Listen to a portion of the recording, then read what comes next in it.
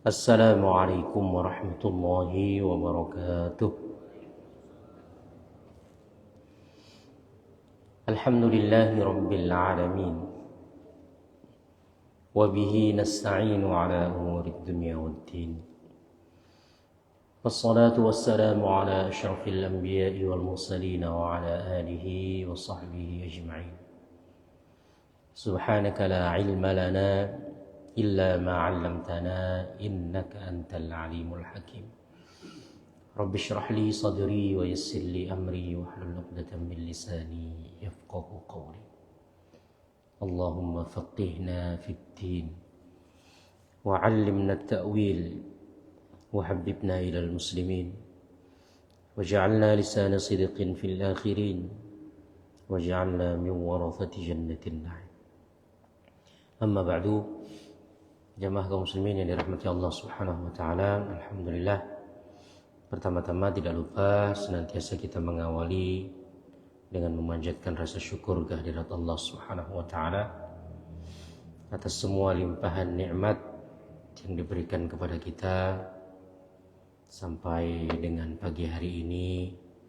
Kita masih diberikan kesehatan, diberikan kesempatan, diberikan kemampuan untuk dapat hadir ke masjid yang kita cintai ini. Pertama dalam rangka melaksanakan sholat subuh secara berjamaah, sambil memanfaatkan waktu pagi kita akan melanjutkan kajian kita dari kitab Saidul Khatir, kitab yang ditulis oleh Al-Imam Abdurrahman Ibnul Jauzi rahimahullahu ta'ala. Kitab ini berisi nasihat-nasihat, berisi wejangan-wejangan, mau'izah hasanah, hasil dari perenungan yang beliau lakukan dalam melihat keadaan di sekitar beliau, termasuk melihat beliau sendiri, diri beliau sendiri. Maka dalam beberapa bagian dari kitab ini kita melihat bagaimana beliau seakan-akan berinteraksi dengan dirinya. Wahai jiwaku, wahai diriku. Karena memang kita, Allah Subhanahu wa taala berikan dua potensi dalam jiwa kita, dalam diri kita. Wa nafsi wa ma sawwaha fa alhamaha fujuraha wa taqwaha. Demi nafsu atau jiwa, dan bagaimana Allah menyempurnakan jiwa itu. Kemudian Allah mengilhamkan kepadanya, memberikan potensi, diberikan kemampuan, fujuraha wa taqwaha, untuk memilih antara menjadi fujur, menjadi orang yang tidak baik, ahli maksiat, wa taqwaha, atau ahli takwa. Maka kadang-kadang kita merasa seakan ada bisikan kebaikan dalam diri kita, tiba-tiba pengen ngaji, pengen sholat, pengen sedekah walaupun tidak punya duit, tiba-tiba pengen umroh, tiba-tiba pengen, jadi ada kebaikan, ada banyak kebaikan yang kadang-kadang muncul dalam diri kita, keinginan-keinginan berbuat baik. Tapi di lain pihak kadang-kadang juga malas betul, kan?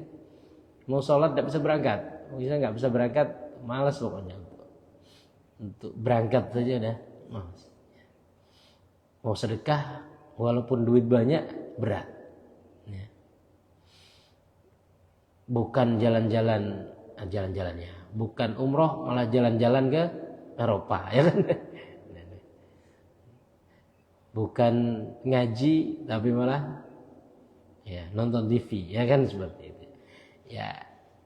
Kadang-kadang tadi kecondongan kita tiba-tiba condong ke baik, kadang-kadang condong ke tidak baik, ya. Nah, di sini buku ini beberapa kali kita temukan seperti dialog antara penulis Al-Imam Ibnul Jauzi dengan dirinya.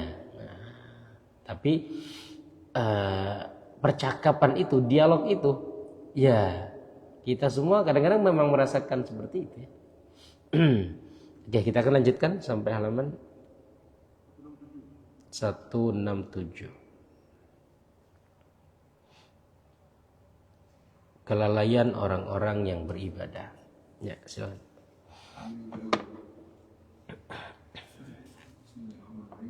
Halaman 167, tema kelalaian orang-orang beribadah.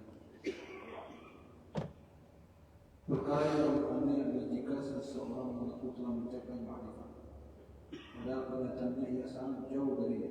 Demi Allah, tak akan pernah sampai kepada ma'rifat kecuali orang yang takut kepada Allah. Adapun orang yang tenang-tenang saja, pastilah ia bukan ahli ma'rifat. Ada sebagian di antara orang yang berpura-pura zuhud yang mengaku-ngaku sebagai wali yang cintai dan terima doa-doanya. Mungkin ia mendapatkan semacam taufik atau keuntungan, namun ia menyangka hal itu sebagai karamah.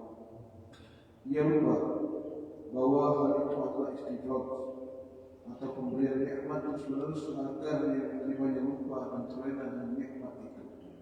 Mungkin pula ia menghina orang dan mengira bahwa dirinya sudah sampai pada suatu kesadaran yang tinggi.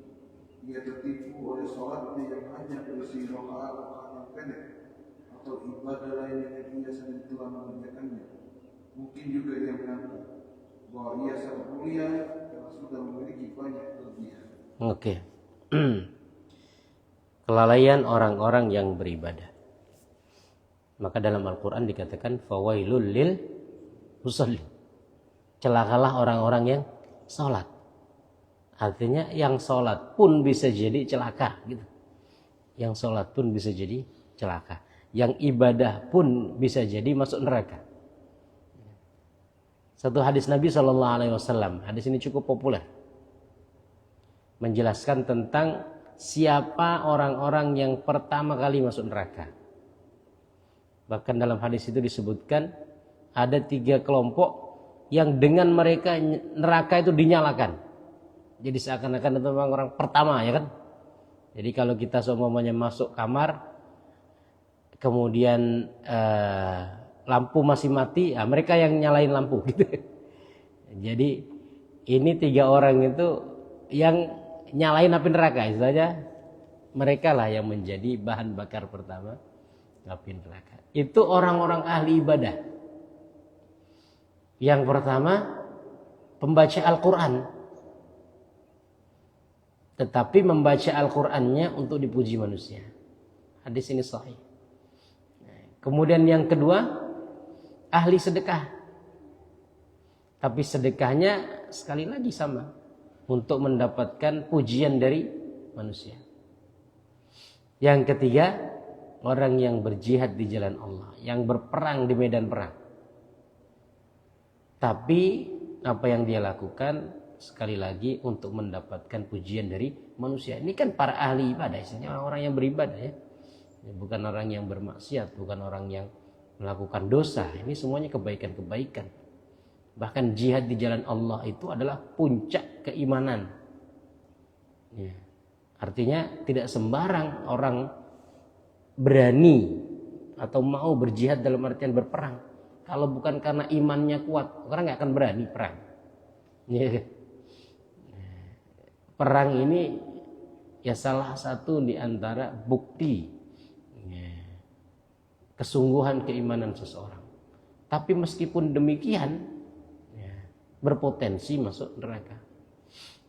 Maka ibadah itu ya ada dalam beberapa bagian atau ada dalam beberapa keadaan dia justru membawa orang masuk ke neraka. Nah, ini contohnya ya. Jadi orang yang lalai dalam beribadah, yaitu hati-hati. Fawailul lil musallin alladzina hum an salatihim sahun. Yang lalai dalam salatnya alladzina hum yuraun. Yang riak ingin dapat pujian manusia, wa yamna'unal ma'am. Tidak mau memberikan pertolongan kepada orang yang membutuhkan. Jadi kesalehannya masih sekedar kesalehan individu, belum menjadi kesalehan sosial. Sholatnya baik tapi lupa dengan masyarakat sekitar, maka dia juga belum bisa membawa orang ini masuk ke surga. Cerita Kiai Haji Ahmad Dahlan mengajarkan surat Al-Ma'un ini berkali-kali, berbulan-bulan. Surat Al-Ma'un dibaca sehari udah bisa selesai, tidak perlu sehari. Kalau mau diterjemahkan atau ditafsirkan ya nggak lama-lama. Ini berkali-kali, berbulan-bulan, tidak beranjak-beranjak gitu. Akhirnya muridnya kan, Pak Yai, kenapa kita ini tidak pindah-pindah? Nah, kata Kiai Ahmad Dahlan, ya kalian orang samping kanan kiri masih membutuhkan kalian diam. Buat apa kita belajar tapi tidak dipraktekkan? Dari situlah sekarang ini kan Muhammadiyah menjadi organisasi yang ya banyak menghadirkan pelayanan-pelayanan untuk masyarakat. Ada rumah sakit, klinik dan lain sebagainya. Itu kan filosofinya dari itu. Jadi dulu melihat orang-orang Belanda penjajah itu dapat fasilitas-fasilitas kesehatan yang luar biasa, sementara orang-orang pribumi ya seperti itu. Maka Kiai Ahmad Dahlan berusaha untuk memberikan fasilitas kesehatan ya, yang paling tidak bisa menyamai apa yang didapatkan orang-orang Belanda. Nah, di sini artinya ibadah, hanya sekedar ibadah bisa membuat orang juga lalai. Agak batuk-batuk, mohon maaf ya.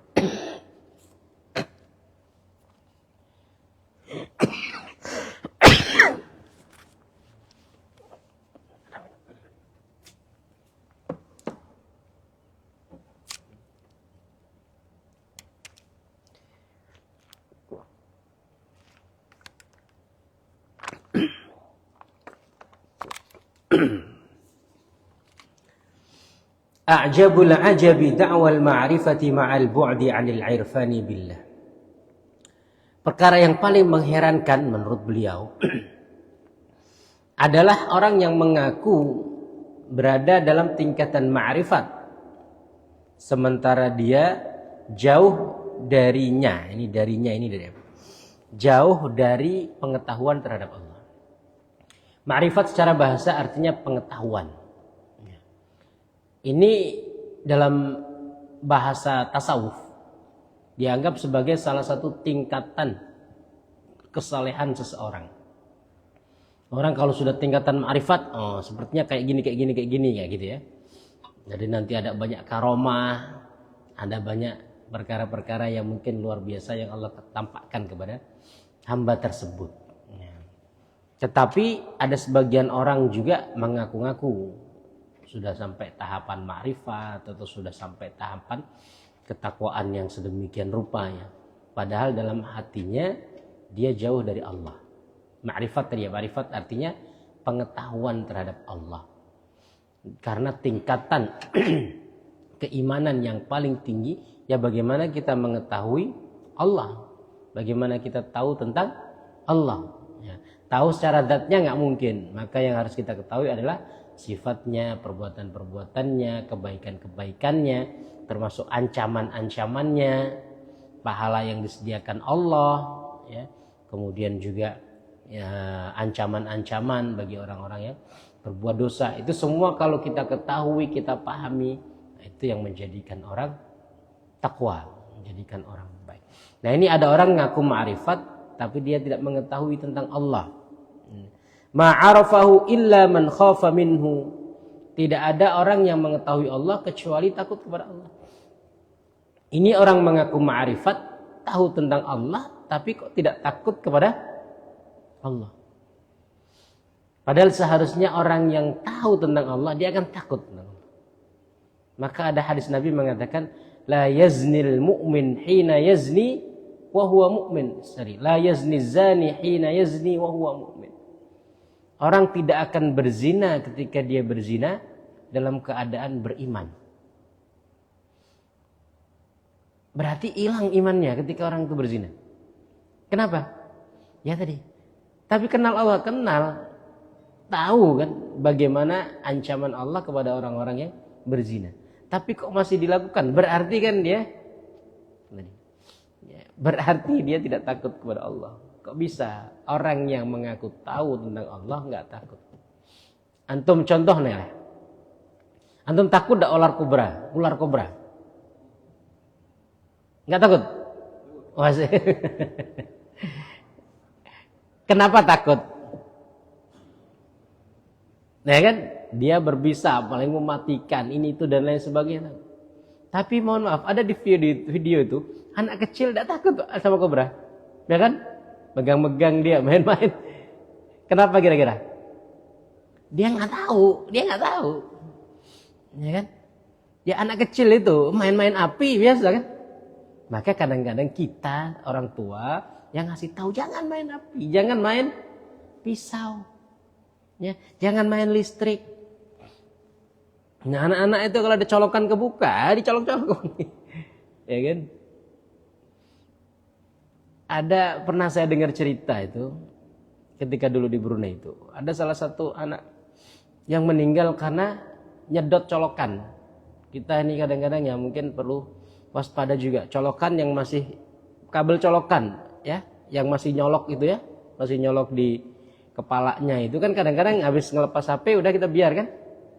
Nah, jadi ada salah satu anak itu yang itu udah disedot-sedot, ya kan? Ya kita nggak tahu juga, namanya anak-anak kan nggak paham.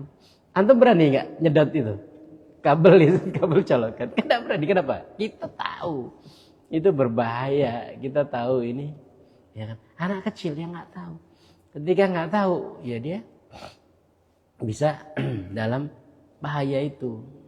Nah, kita yang tahu tentang Allah kok begitu kan gitu istilahnya. Artinya mengaku ma'rifat kepada Allah kok tidak takut. Antum yang mengaku tahu tentang ular kobra, kok nggak takut dengan ular kobra gitu. Nah, ini ada masalah.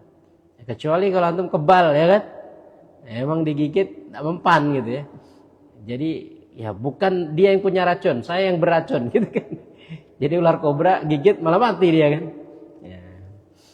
Nah seperti itu contohnya.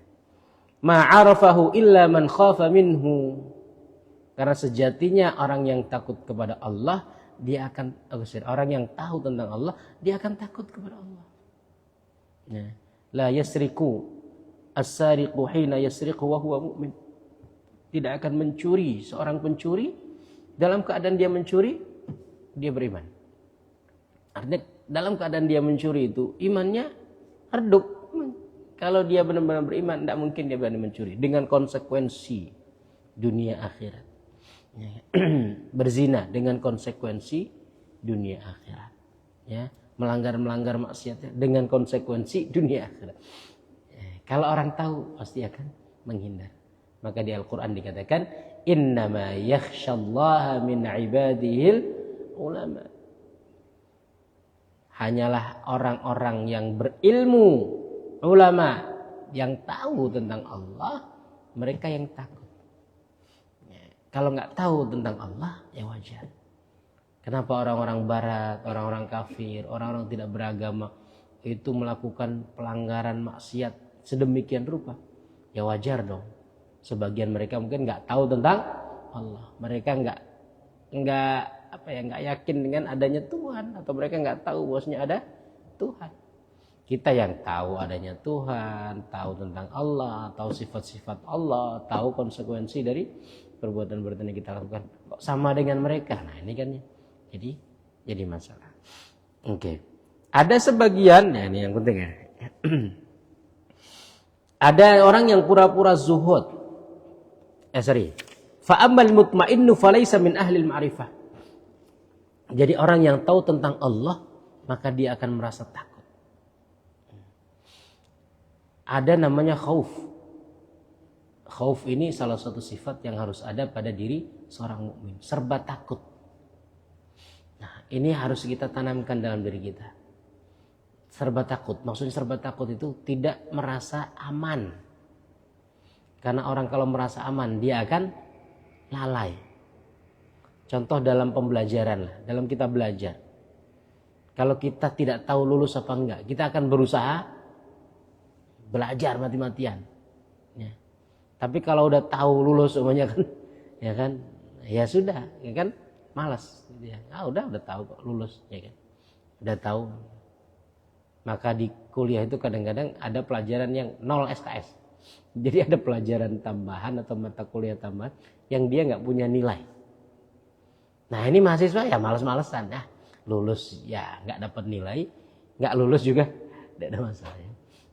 Jadi ada mata kuliah tertentu yang memang dimasukkan, ya, tapi nggak ada slot lagi untuk SKS anak-anak, sehingga kadang-kadang ya dikasih 0 SKS, nggak punya nilai di IPK itu. Nah, sehingga kadang-kadang main-main. Nah, karena main-main maka kita kasih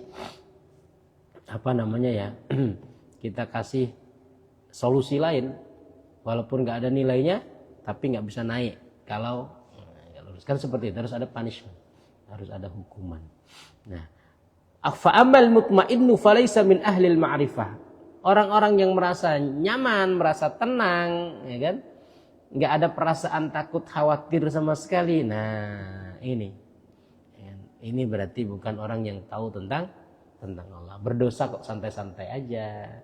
Ya, ibadahnya serba kurang kok santai-santai aja, ya kan? Banyak maksiat santai-santai saja. Nah, ini nggak tahu tentang Allah. Wa fil mutazahhidina ahlu taghfilin yakadu ahaduhum yuwattinu nafsahu ala annahu waliyyun mahbub. Ya, ada sebagian orang-orang yang mengaku zuhud itu justru melalaikan manusia. Mereka menganggap dirinya wali, dicintai orang, diterima orang, ya kan? Kemarin sudah kita singgung ya. Ada orang yang mengaku-ngaku wali, mengaku-ngaku ini, mengaku-ngaku itu, ya. Rubbama tawalat alaihil altafun dhannaha karamat. Kadang-kadang memang ada sesuatu yang keluar dari mereka, sesuatu yang luar biasa. Karomah itu apa?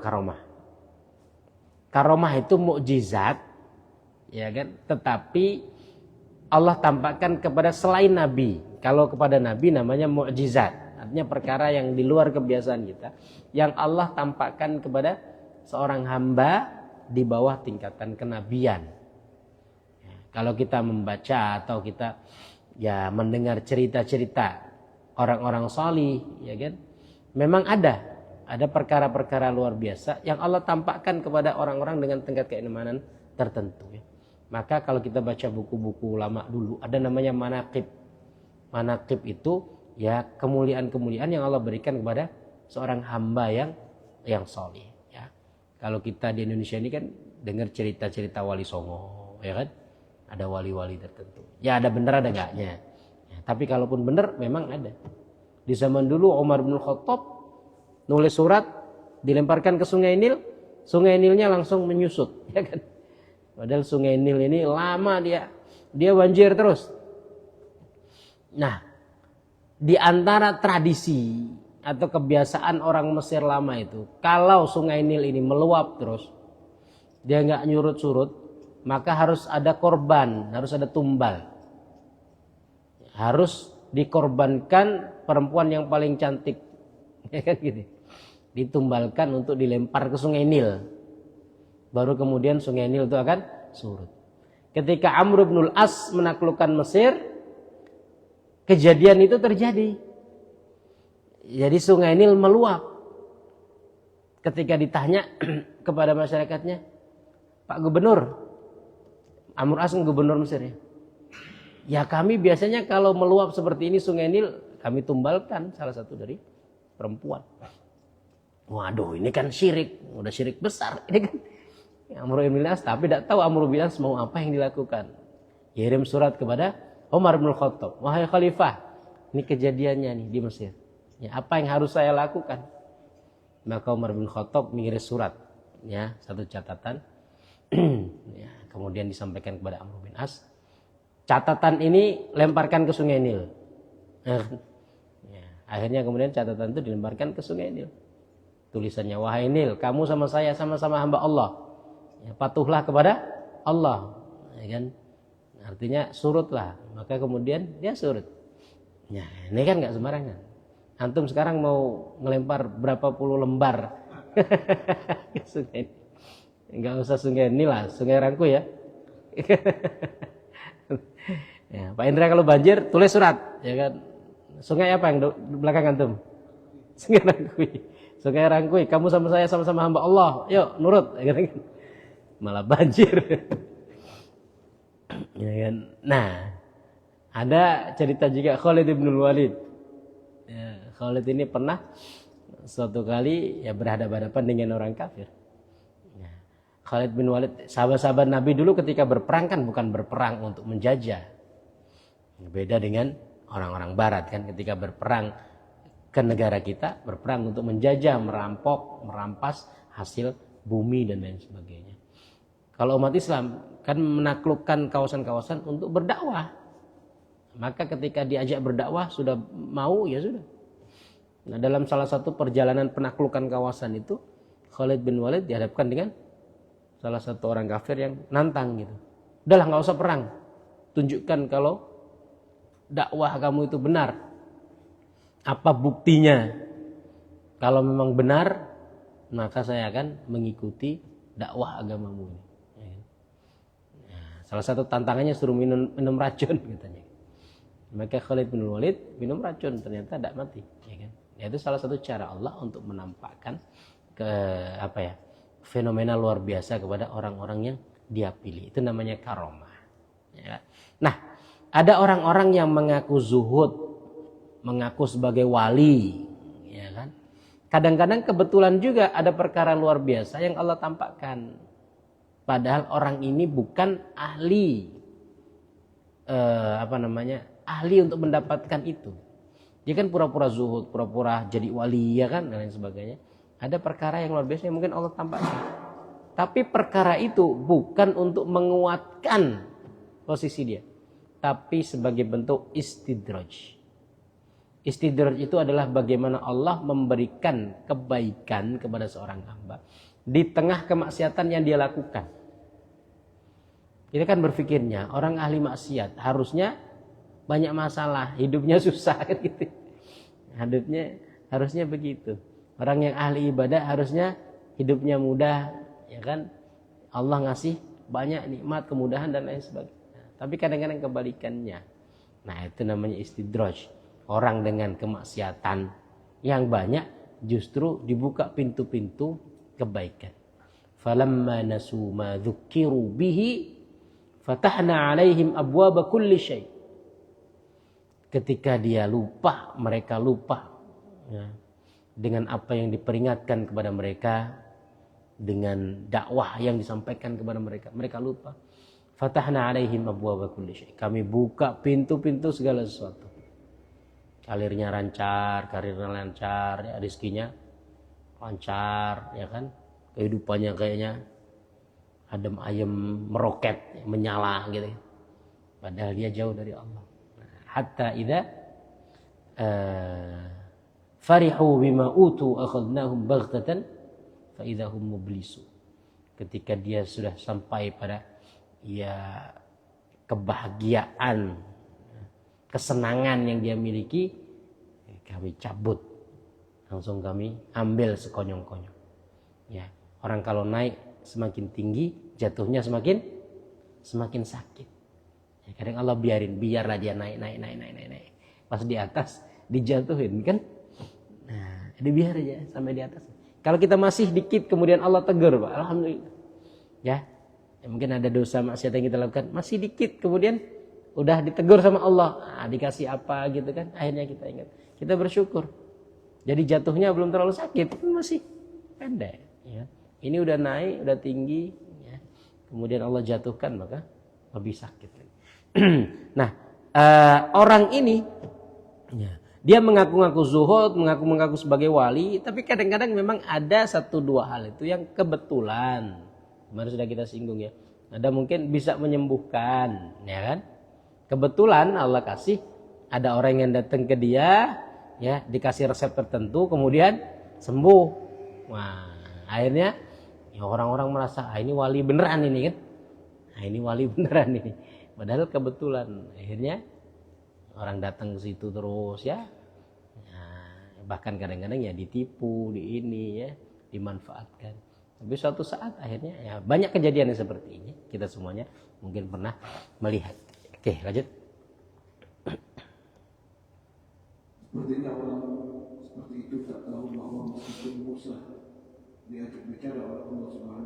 secara langsung, namun dia dibantu oleh Yusha sebagai nabi. Meskipun Nabi Zakaria sangat mustajab doanya, namun dia pun dibunuh dengan gergaji. Nabi Yahya digelari tuan, namun nasibnya pun menggenaskan. Dia digergaji kepalanya oleh orang kafir. Bal'am bin Ba'ura yang pernah dimuliakan oleh Bani Israel, akhirnya terhinakan. Orang yang lalai tak tahu bahwa beberapa syariat yang pernah dikerjakan oleh kaum terdahulu telah dihapus dan diganti. Ia juga harus sadar bahwa banyak badan yang tadinya sehat sempurna tiba-tiba jatuh akibat penyakit yang balak. Harus diketahui pula bahwa banyak orang laki-laki kita yang sampai kepada derajat yang sangat tinggi, padahal ia di masa kecilnya bergelimang dengan dosa-dosa yang tak terampuni. Oke. Ya. Jadi contoh tentang bagaimana orang-orang terdahulu, para nabi, ya, dengan tingkat keimanan seperti itu ya tetap Allah uji.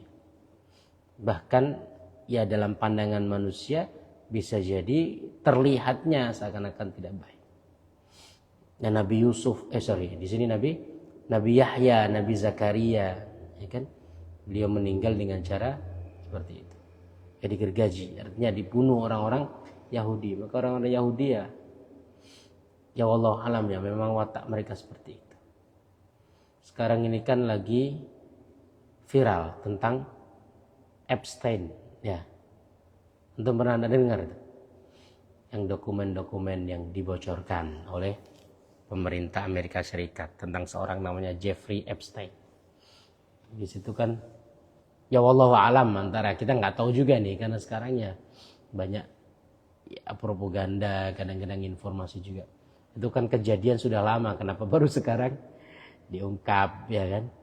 Kemudian kalaupun Amerika yang mengungkap kan pasti ada yang disembunyikan yang berkaitan dengan mereka atau yang masih disortir atau mungkin sebagian juga ya ingin ditampilkan dengan maksud tertentu. Nah, dalam file itu kan ketahuan bagaimana Epstein ini kan sampai makan daging manusia, ya kan? Ada dilihatkan. Kemudian tadi ya memperlakukan anak-anak kecil, ya ini itu dan lain sebagainya. Artinya ya jangankan bunuh orangnya, jangankan makan orang, bunuh orang aja kita kan ini kan sampai makan daging orang. Dia kan orang Yahudi, Epstein ini memang orang Yahudi, ya kan? Dan bisa jadi seperti itu. Jadi kalau makan daging manusia jadi dianggap biasa, ya apalagi hanya membunuh anak-anak di Gaza, ya. Kemudian di negara-negara lain yang luar biasa. Jangankan mereka, nabi-nabi aja, Nabi Zakaria, Nabi Yahya digergaji. Bayangin, seorang nabi, ya kan, seorang tokoh agama yang harusnya dimuliakan. Nah, maka ini menjadi bangsa yang dilaknat oleh Allah Subhanahu Wa Taala. Dan mereka yang seperti itu dilemparkannya ke kita. Ada satu buku judulnya Orientalisme. Orientalisme itu orang-orang barat yang mengkaji tentang agama Islam. Tentang dunia ini kan dibagi dua, ada yang dibagi dua ya. Ada timur, ada barat, peradaban timur, peradaban barat, atau bagian timur, bagian barat. Orang-orang barat itu memang bagus, mereka itu mempelajari semuanya, termasuk mempelajari keadaan umat Islam. Mereka mempelajari hadis atau tafsir, itu kadang-kadang jauh lebih dalam daripada orang Islam yang mempelajari tafsir. Kajian-kajian mereka tentang Al-Quran itu sebagainya jauh lebih berbobot daripada kajian orang Islam sendiri terhadap Al-Quran. Itu diakui itu. Memang mereka tuh kalau melakukan suatu kajian penelitian itu beneran gitu ya, sehingga hasilnya juga beneran. Nah, ada seorang, ini Kristen dia orangnya, Kristen Palestina atau Suriah saya lupa, tapi sudah lama tinggal di Amerika, namanya Edward Said. Nah, dia mengamati fenomena bagaimana orang barat itu mempelajari Islam. Kemudian dia tulis dalam satu buku judulnya Orientalisme, kajian orang-orang barat terhadap Islam. Dalam buku itu beliau menyampaikan, semua tuduhan orang barat terhadap Islam itu sebenarnya mereka sendiri pelakunya. Ya kan? Kita dituduh teroris, kita dituduh barbar, kita dituduh terbelakang, kita dituduh ini itu dan sebagainya. Sebenarnya itu semuanya itu mereka yang melakukan. Artinya mereka itulah pelakunya. Jadi kesalahan-kesalahan yang ada pada mereka diungkapkan tapi dituduhkan kepada orang lain. Tidak tahu itu penyakit apa dalam ilmu psikologi. Ya, jadi menganggap kita ini barbar, menganggap kita ini teroris, menganggap kita ini dan lain sebagainya. Ya mereka. Bayangin siapa yang teroris. Ya. Yang membunuh 70.000 orang, ya, menghancurkan lebih dari 90% Gaza itu luluh lantak. Maka ada satu ya semacam catatan gitu kan. Bukan catatan, ini disampaikan oleh salah satu senator di Inggris. Dia menyampaikan tentang Iran ya. Iran ini walaupun Syiah tapi kan masih kita anggap sesama muslim kan. Ya mau tidak mau mereka juga masih bersyahadat ya. Ada ya banyak perbedaan antara Sunnah dan Syiah. Tapi kalau dibanding Yahudi kan masih jauh lebih jauh dong. Bukan hanya dari sisi agama, dari sisi kemanusiaan aja ya disuruh milih ya. Kalau semuanya disuruh milih Iran dengan Yahudi ya tetap kita milih Iran.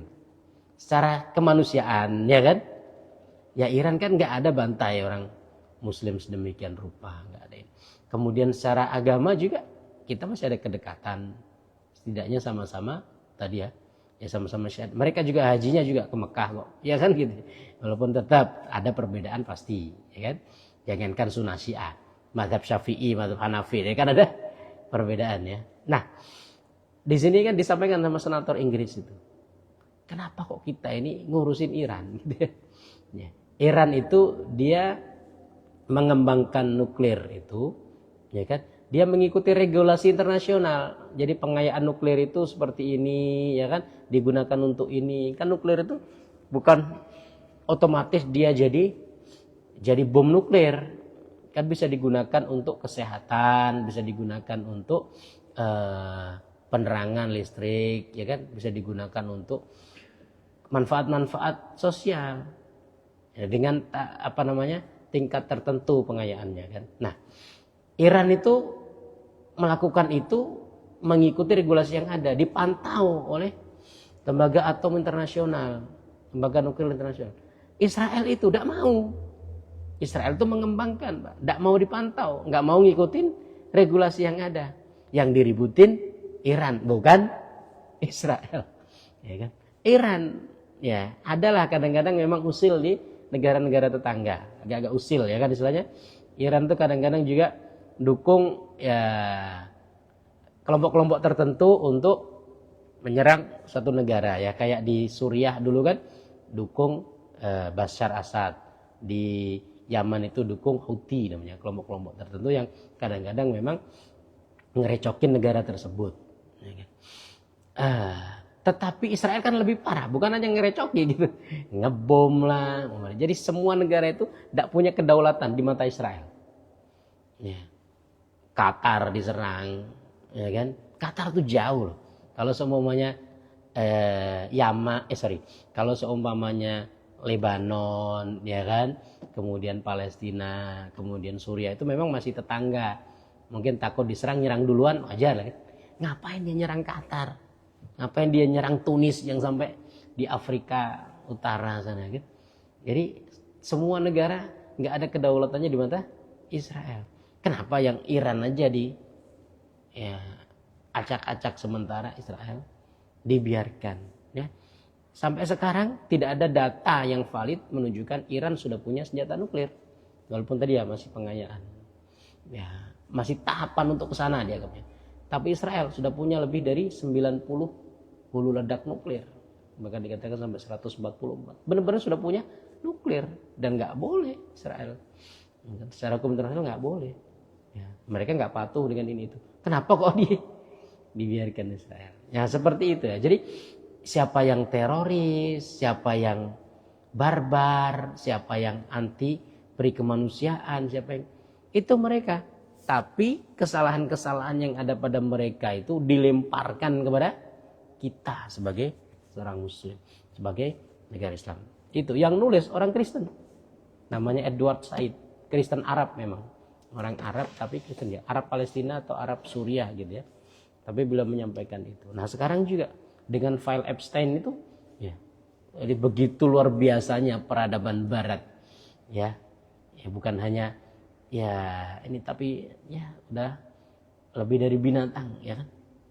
Bahkan anak-anak kecil, mohon maaf bukan anak-anak kecil, bahkan dalam file itu kan disebutkan mereka juga ya bayi-bayi, mereka juga menyetubuhi bayi-bayi. Ya, bukan hanya anak-anak kecil, bayi, ya kan, dijadikan sebagai ritual pemujaan terhadap ya, dan lain sebagainya. Ya, itu yang dituduhkan kita, mereka yang melakukan. Jemaah kaum muslimin yang dirahmati Allah Subhanahu wa taala.